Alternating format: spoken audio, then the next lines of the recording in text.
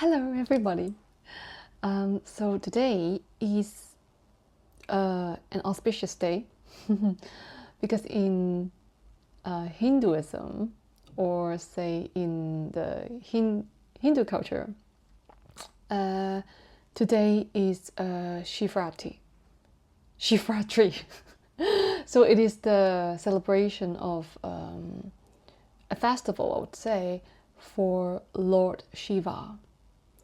And I would love to take this opportunity to contribute to the celebration as well as expressing my personal understanding when it comes to Lord Shiva. Right. So the reason, or say the intent that I am doing this, is because it is my action to unity, to celebrate unity across cultures and across religions.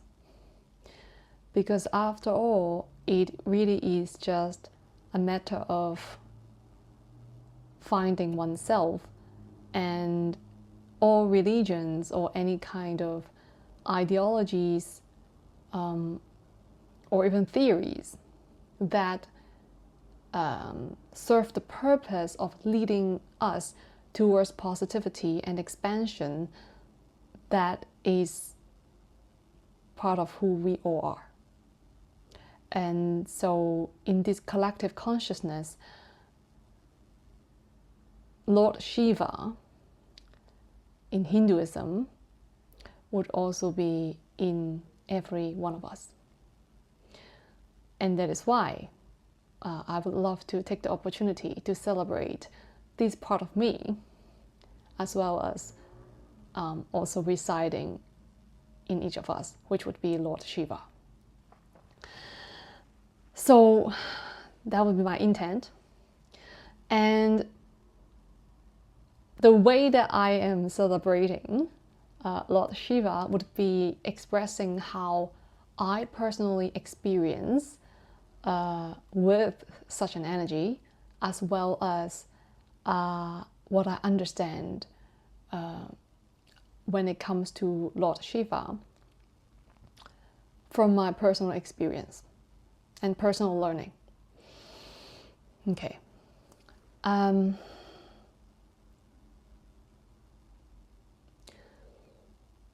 Lord Shiva is a personification of the energy that we call, in modern terms, destruction. And when Shiva is being activated, it can bring in a lot of chaos in our lives. And this kind of chaos can be perceived as pain, suffering, and destructions, or even disruptions. It is in a very human sense that we usually would perceive this as bad, unlucky, or even not being blessed. Sometimes, however, when it comes to suffering, maybe we can take an understand or perspective to seeing this, is that these are blessings in disguise. Because Lord Shiva, or say the energy of destruction, actually lead us to rebirth. That would be regeneration in modern terms. And that is why the element of fire is associated with Lord Shiva. And that is actually symbolizing rebirth. Like phoenix, the bird, after a great deal of pain, suffering, that would be fire, burning, one would center oneself and reintroduce oneself into the world again in a completely new way. And that is regeneration. So this energy, Shiva, is usually paired up with his counterpart, so to speak, Shakti. Shakti is not particularly celebrated on this day, Shivaratri, but it is of course associated. Shakti is the energy also of destruction, however, is in the feminine form. So Shiva is the energy of destruction in the masculine form. If we can put it in a more scientific sense, it is basically a mirroring effect. Or we can say it is quantum mirroring. This mirroring allows us to see ourselves clearly within oneself as well as in the external. Because if we check with how we operate from the masculine sense only, we would then be losing touch with our feminine side. The destruction comes in both ways, both Shiva and Shakti. Although most of the time people would celebrate Lord Shiva only, but it is actually a unity of both Shiva and Shakti. If we only celebrate Shiva, it could possibly lead to violent destruction without the feminine energy to counterbalance it. Because destruction in itself requires love and nurturing. It is a very soothing and calming energy after something is being burnt down. The silence after everything is being burnt down is stillness. But during the burning is very, very violent. The burning is painful.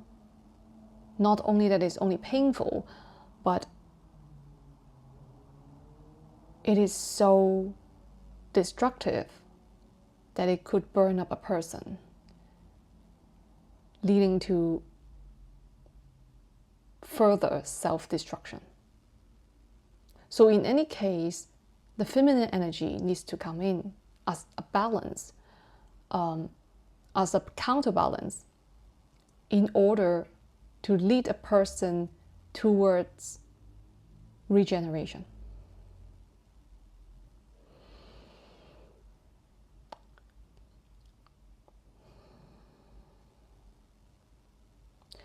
Shakti is the energy that brings in harmony with Shiva. That is like in yin yang, the white in the black and the black in the white. They complement each other, and it is through them working together would bring a person enlightenment again and again when they walk on the path towards self-mastery. Would then they be able to walk in balance.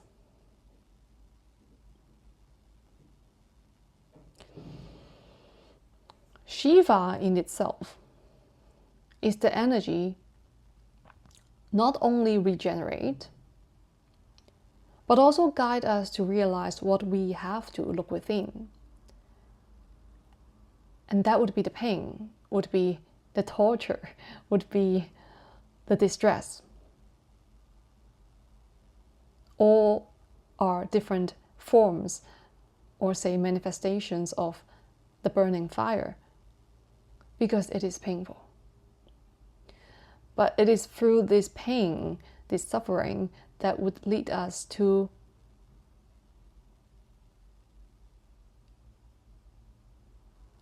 concentrate on the pain, to draw our attention back to ourselves.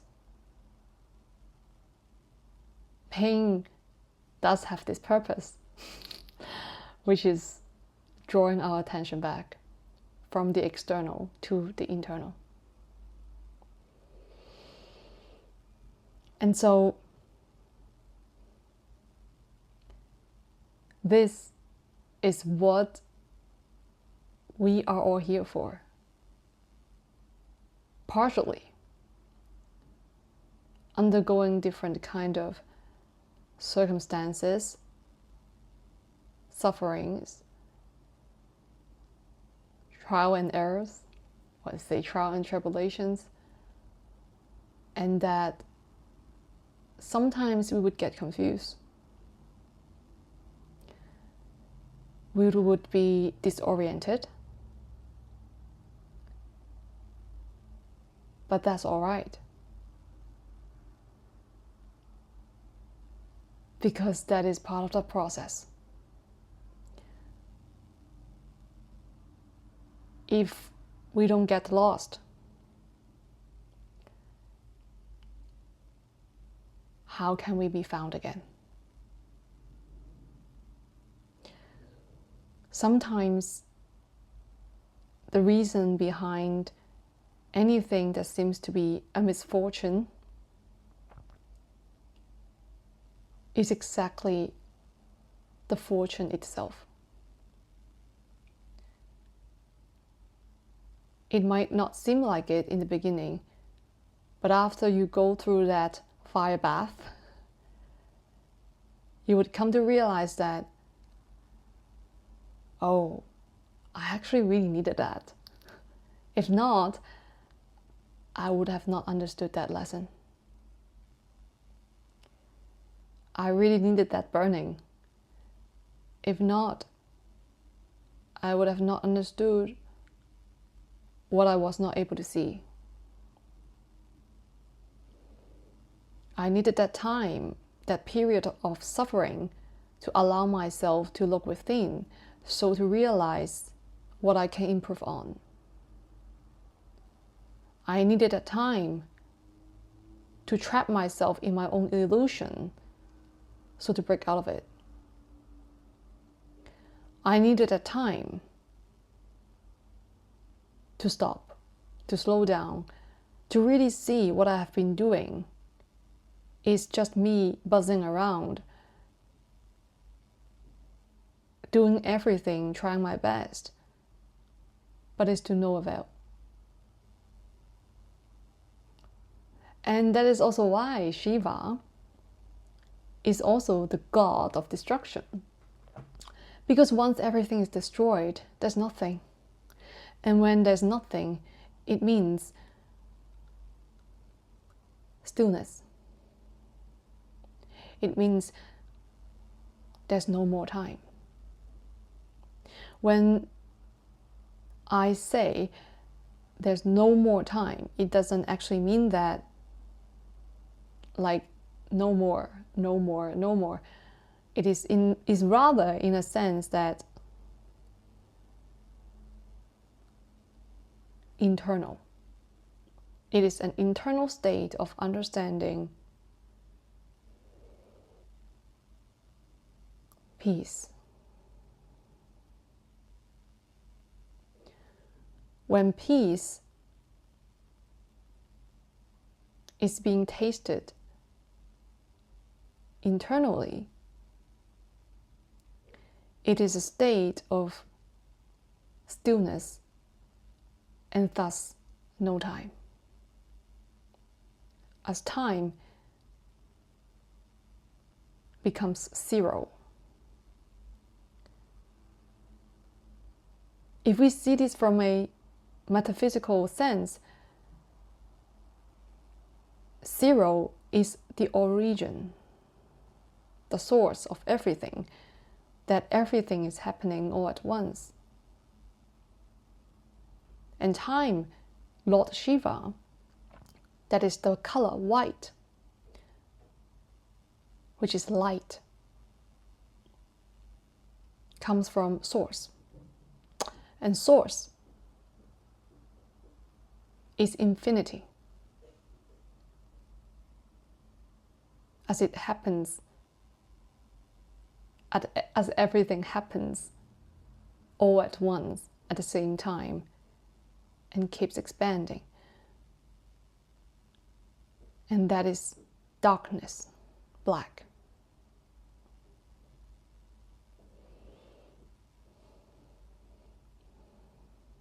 And so,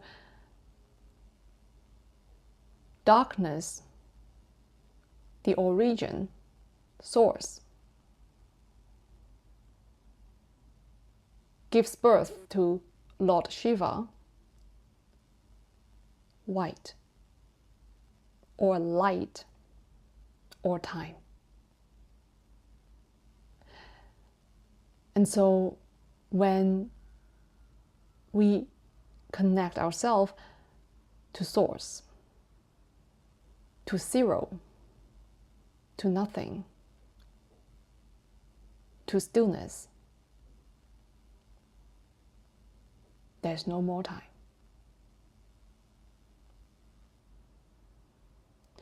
As time in itself doesn't even exist in that sense when it's the state zero. Time is one, the number one. And that's why we call it oneness, unity. But that is not zero, not source.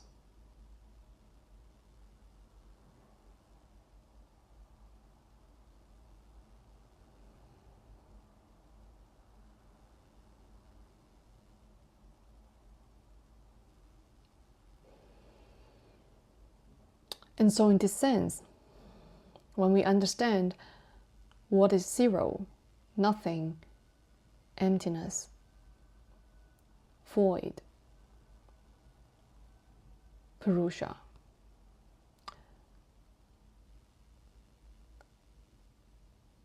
darkness, infinity,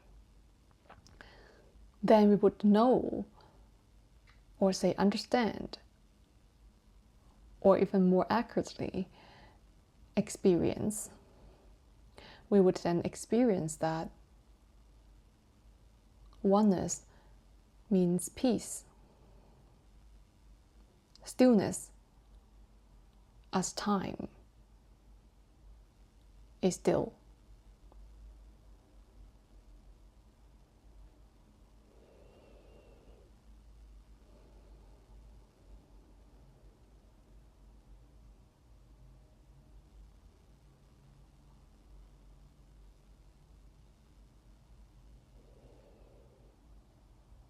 And the non-dual state is the very understanding that Shiva and Shakti comes into one. And that is the zero. Because Shiva, time, white, light,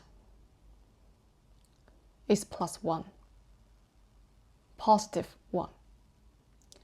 And Shakti also comes from zero, source. Shakti is -1, or say -1.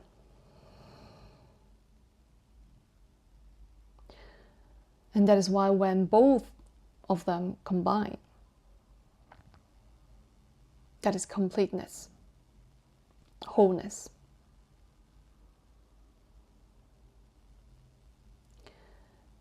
And that in itself is back to zero, the source, the origin.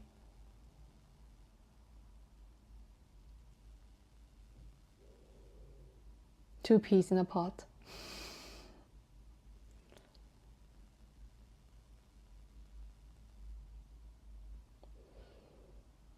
And from here we can learn that it is very important and essential for each of us to celebrate both Shiva and Shakti within oneself, because ultimately we are both.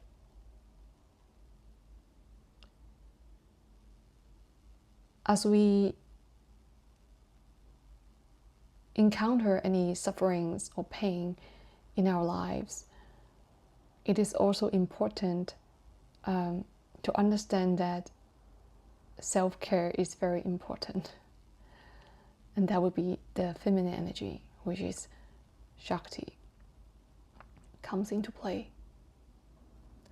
That yes, we undergo the fire bath, the fire ritual to renew oneself. But we also need to nurture ourselves in a way to keep going forward.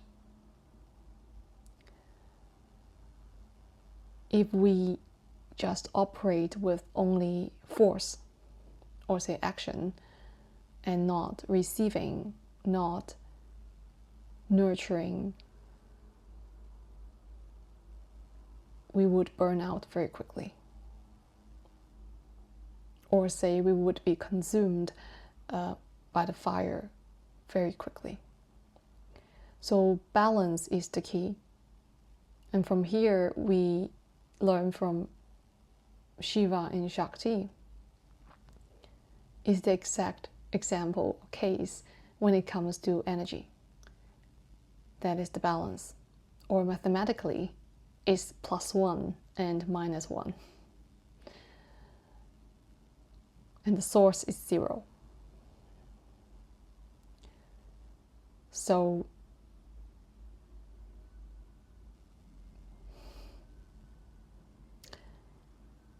I hope you enjoy this little video as much as I do. And before I wrap this video up, I would love to share with you all 2 sources, or say 2 recommendations that if you happen to want to look more into Hinduism when it comes to spirituality, I'd love to share with you a book commented by Swami Vivekananda. And this book is actually Patanjali's Yoga Sutras. And if you happen to find it resonating with you, you can find this entire digital book in the description box below. Okay? And okay, because the reason that I would love to recommend this book is Swami Vivekananda. He is quite an intellectual individual in a way, the way that he expressed. That's what I'm trying to say. So if for those who you resonate yourself, as a more intellectual individual, or say intellectually oriented individual, you might find his way of expression very clear, direct, and concise when it comes to addressing any issues or opinions or his personal understanding when it comes to spirituality. His way of expression is very clean cut and like no fluff. So if you like this kind of style, he could be your cup of tea. All right.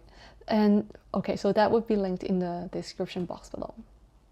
For the second recommendation, or say source, that I would love to share with you all, is there is I would say, a spiritual speaker that is from India, and I have watched many of his videos, and I found his insights very valuable and helpful. So his name is Shriyam, and he has his foundation founded I think 2 decades ago, and the name is the Satsang Foundation. So he is I would say an expert in a way, or say a scholar that is very skilled at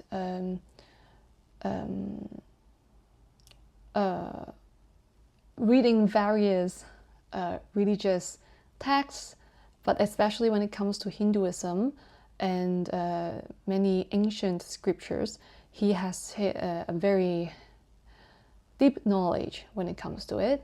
And so I would recommend his videos to you if you happen to want to learn more about Hinduism when it comes to a more spiritual aspect of it, and not simply just as a religion or say ritual thing.